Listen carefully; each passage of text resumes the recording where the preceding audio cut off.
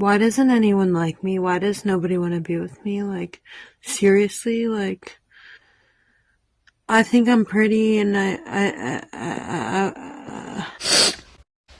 girl can also be a chud. I am not a void. I'm a chud.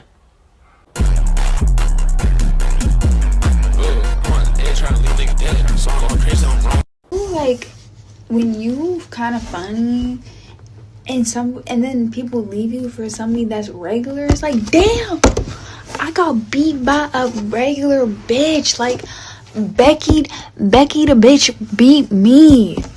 Becky the regular bitch beat me. I wanna hold the hand inside you. I miss when celebrities were attractive in vain, alright? At least they played the role. Now they just want a virtue signal and LARP like they're one of us, alright? They say the most hypocritical bullshit and actually think they're making a point. Ironic.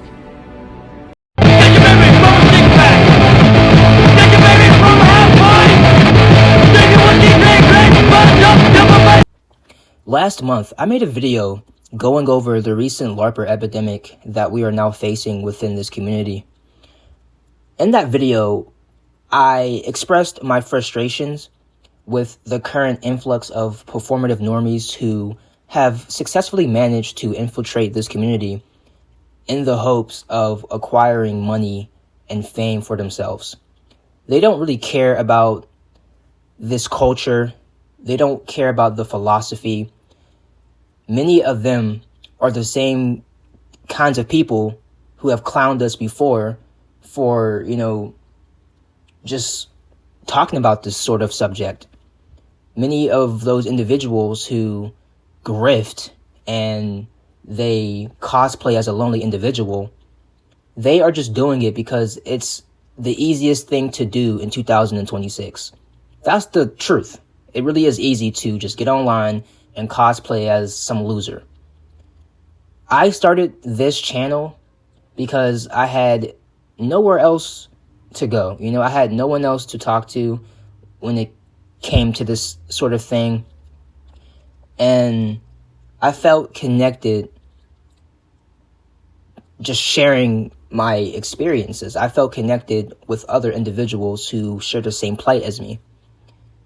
And for years, that has been the standard. That has been the meta, if you will, within this space. It's not perfect.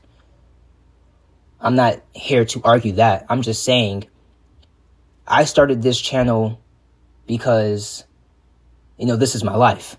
Essentially, this is my life. And I wanted to just, relate to other individuals and, not to go off on a tangent, but you guys tell me how much my content helps. You guys tell me how much my videos help you and how much you feel seen through me just voicing my own frustrations and observations or whatever. So I appreciate that. I say all of that to say, it's just unfortunate how people are using this as a way to just catapult themselves into online, I guess, notoriety, or like they're trying to accumulate clout off of this. And like I said previously, in the beginning of the video, some of these people are the same types of normies who will mock us and, they are the same type of people who will clown us, or they are the same type of people who have clowned us in the past. And now that it's cool to do this, they are now siphoning the energy of real creators, or like they are siphoning the suffering of people like me whenever they grift and LARP. That's how I feel about it. So, I felt like I needed to talk about this again because as the year progresses, this epidemic of performative, I'll say this, this epidemic of performative doomerism, it's becoming disgusting. It really is. And I'm not some authority. I'm just some guy whining online. I'm just, I'm giving my take on this. That's all I'm doing. I'm not here to say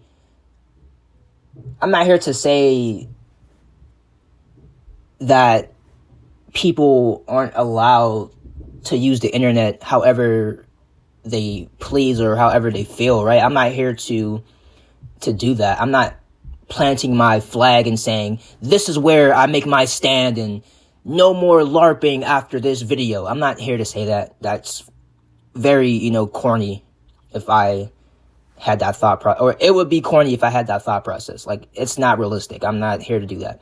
I am just stating what I have been, observing for the past few years, really. But now I feel like it's getting worse.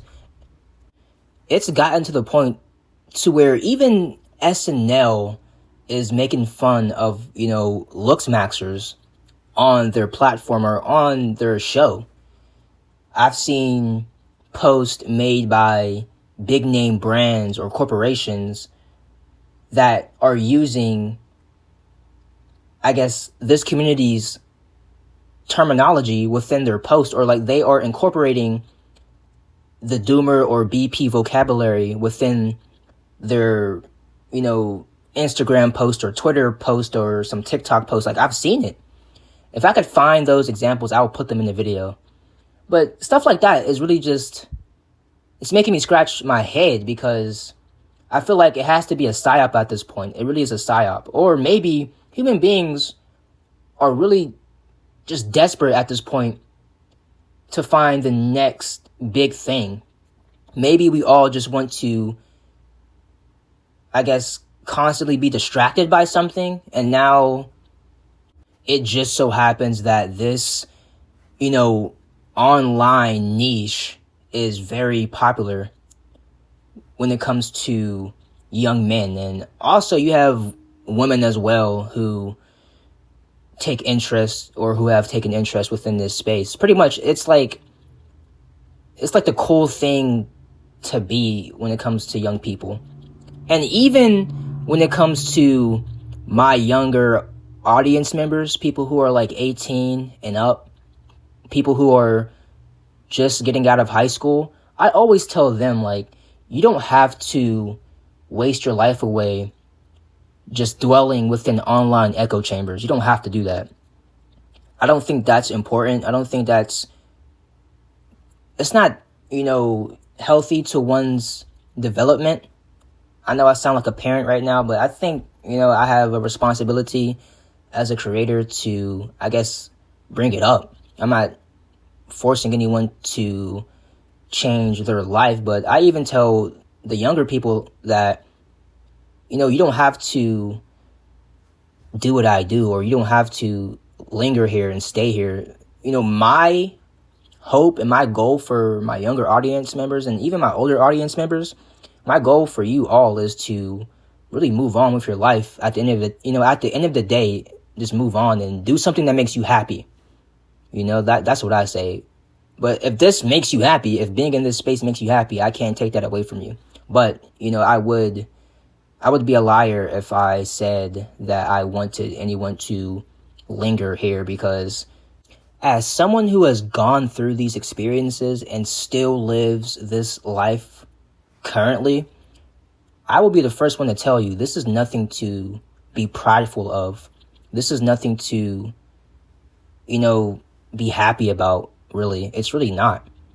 So, yeah, that's what I have to say about that. But, to get back into the, original topic of this video, or to circle back, right? When it comes to these LARPers, the people who just, again, they want to become famous, and they see this as a quick and easy way to become famous and become wealthy. When it comes to these individuals, they have no idea what it's like to live a day in our shoes. They view it as an aesthetic. Because what you have to understand is that whenever a normie encounters this type of content, they usually come across a YouTube short first, or a TikTok video first, or, a TikTok edit to be specific, or an Instagram reel edit.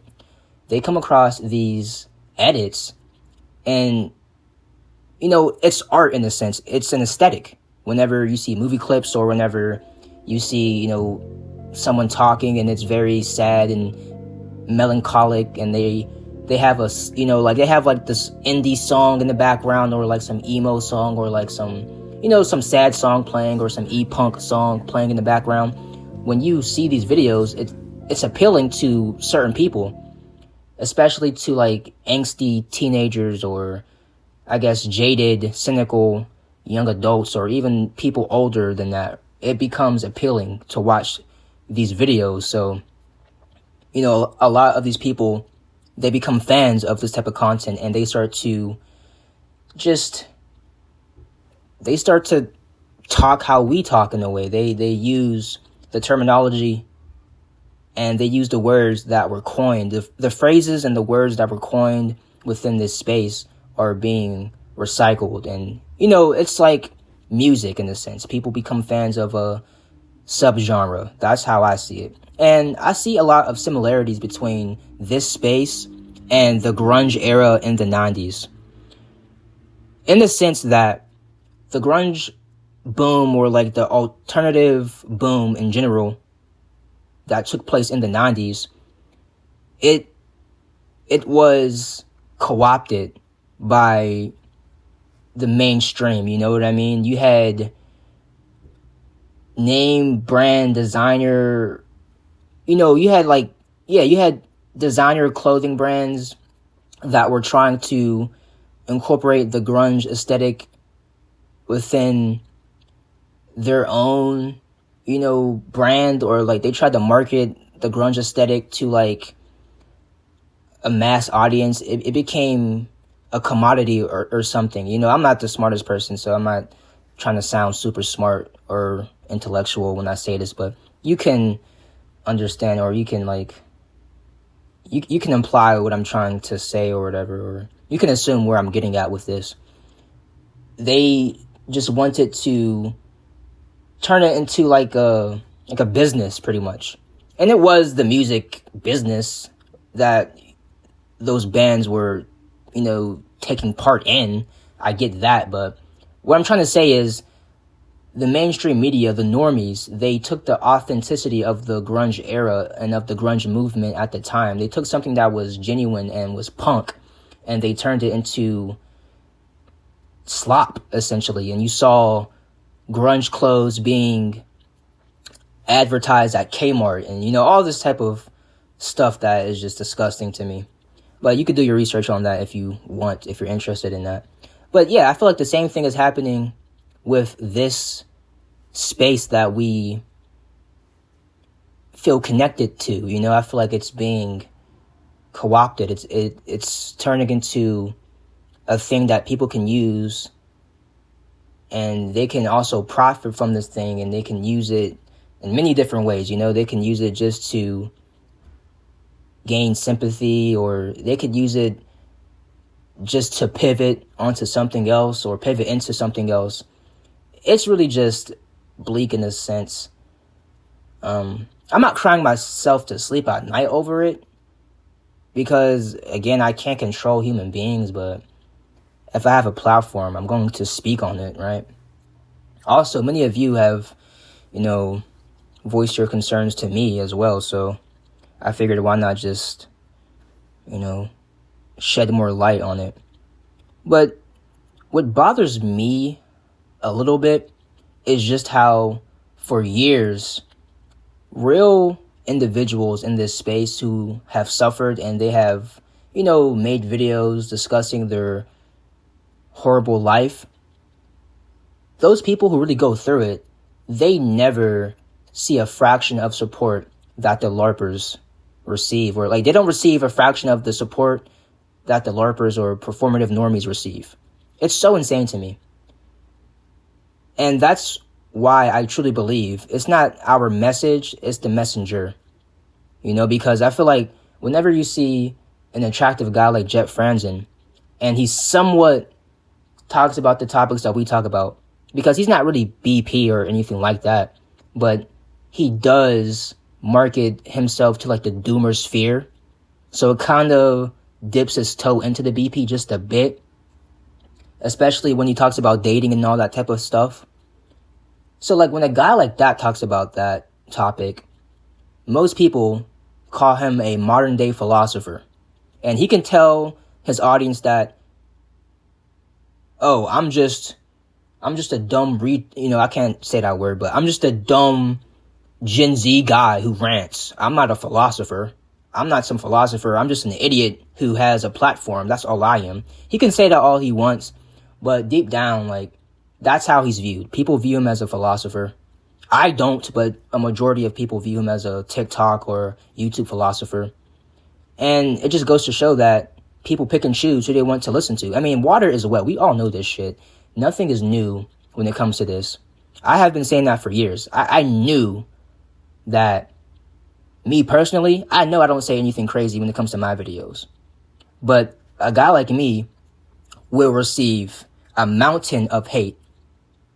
Whereas a guy like Jeff Franzen, or even a woman who can somehow find a way to cosplay as a loser, she doesn't receive a fraction of the hate that I receive. And I don't get on here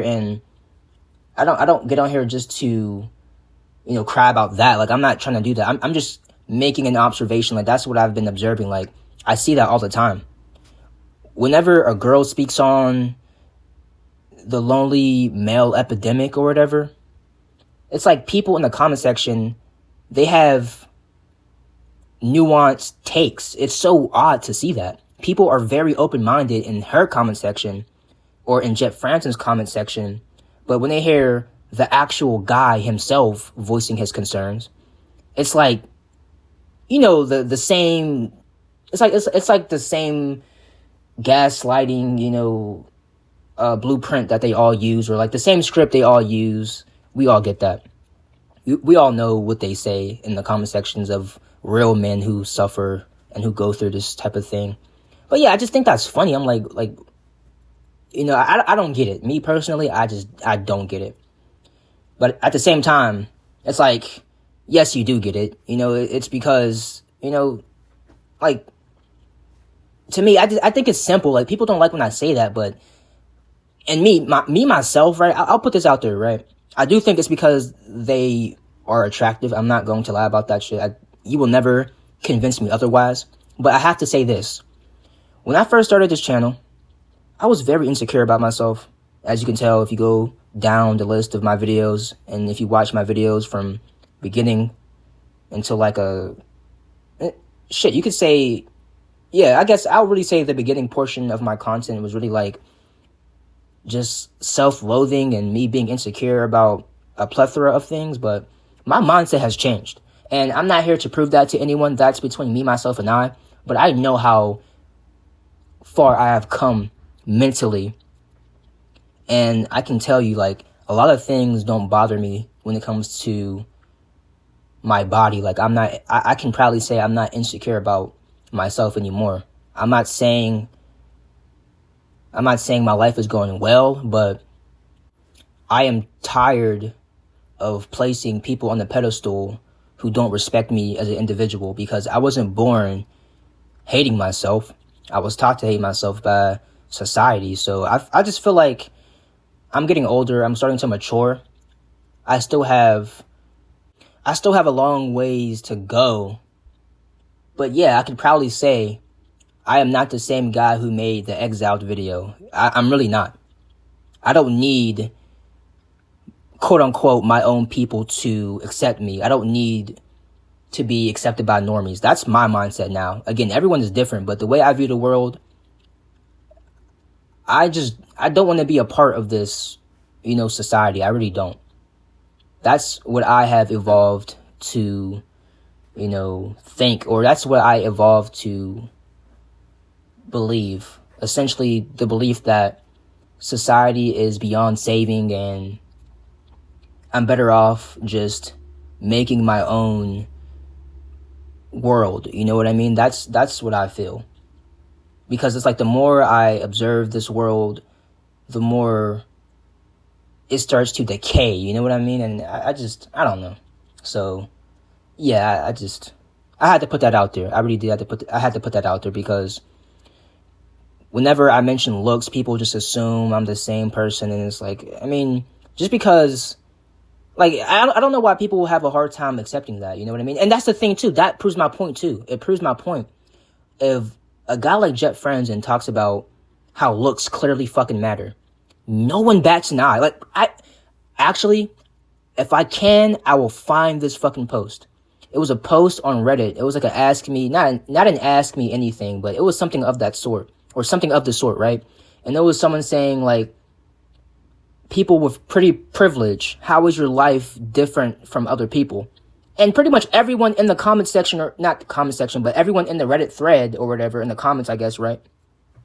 They were saying everything we say, but it's not toxic. It's not whining when they say it, or it's not like, and I get it. Some guys, they have like, you know, they have a tone to them when they talk, but it's because, you know, it's like cause and effect. You know, it comes from a real experience. You know what I mean? But anyway, but yeah, but that's not even but that shouldn't be like the dividing factor, or like that shouldn't, a man sounding like he's whining when he's talking, that shouldn't disregard his argument. That's what I believe, you know? So regardless of if the guy sounds like he's crying in the video, that shouldn't take away from his points. Like, are his talking points, or is his argument correct, or does it have a leg to stand on? That should be, you know, what people focus on. So it's like, who cares if he sounds like he's whining? Like, who gives a fuck? That's how I view it, right? But anyway, in that Reddit, you know, comments, in the Reddit thread or whatever, yeah, people were saying like how they benefit from pretty privilege. And I'm just saying, well, if people in real life can benefit from pretty privilege in a small, minute way or whatever, or in a trivial way, if they can benefit from that within their everyday life or everyday lives, right? What makes you think that a guy or girl can't also benefit from pretty privilege when it comes to making this type of content? You know, that's my question, because I just feel like, I mean, it's no different. So when I say looks clearly matter when it comes to this type of content, or when it comes to just having a bigger platform, I mean, that's what I'm referring to. I just feel like that obviously has helped them. So, you know what I mean? Because it's funny because, and this is like the last point I'll bring up and I'll end the video, but, you know, every time, and it's occasionally, I'm not on social media like that, but one of the last few times I was on Instagram and I was scrolling on the Reels section, I always found it hilarious how the real unconventionally attractive people who would post and talk about their experiences, they would have more shares than likes. Whereas the average looking girl, or attractive looking girl, right? Or like the most normie looking guy who is decently attractive or even above average, those type of people, they would have likes and they would have the support. And it's, you know, I just feel like that's funny. And it's like, these people can just, and I'm not saying everyone who's attractive can't feel lonely. Like, I'm not the arbiter of, you know, or I'm not like the gatekeeper when it comes to that shit. I do think gatekeeping within this space can be useful, but I feel like I can't sit here and speak in absolute and just say that every pretty person isn't, you know, lonely. I can't sit here and say that shit, because that's an objective, you know, that's not an objective, you know, fact. It's not objective, that's subjective to say that shit. So I have to be logical to some degree, right? But yeah, I just found that funny how the people who really weren't that good looking, they would have more reshares than actual likes, and the comments would just be roasting them the entire time. But, you know, if a girl just made a video saying how she was lonely for a week, she would have people pandering to her. If a guy made a video talking about the same shit, girls would be saying, oh, you're not ugly, you're actually cute. And I'm like, you know, but, you know, I don't know. It's just funny. But actually, I'll say this to, I'll say this and bring this video to a close, but I feel like if you, I guess, audience members, or that sounded weird how I phrased it, but if you really enjoy this type of content, if you care about this space, why not really show support and help the people who are really going through it within this niche? You know what I mean? I feel like, everyone tells us that our content helps them out a ton. People tell me in my Discord all the time, but when it's time to really help out, or when it's time to just, I don't know, like, I'm not saying you have to defend or white knight. No one's saying that, but when people go through it, no one really sticks together. And that's why I gave up on the fantasy of some, strong, cohesive community or space or whatever. I gave up on that idea. I gave up on, trying to bring people together. But I don't know. I just feel like, I'm not even referring to myself, but when it comes to other people, like, I just feel like, there needs to be more of a unified mindset, I guess, but, I feel like, I don't know. I'm a pessimist after all, so I feel like trying to get people to listen in that way is a waste of time, most likely. So that's why I don't know. I feel corny saying this shit. I already do. But anyway, that's it.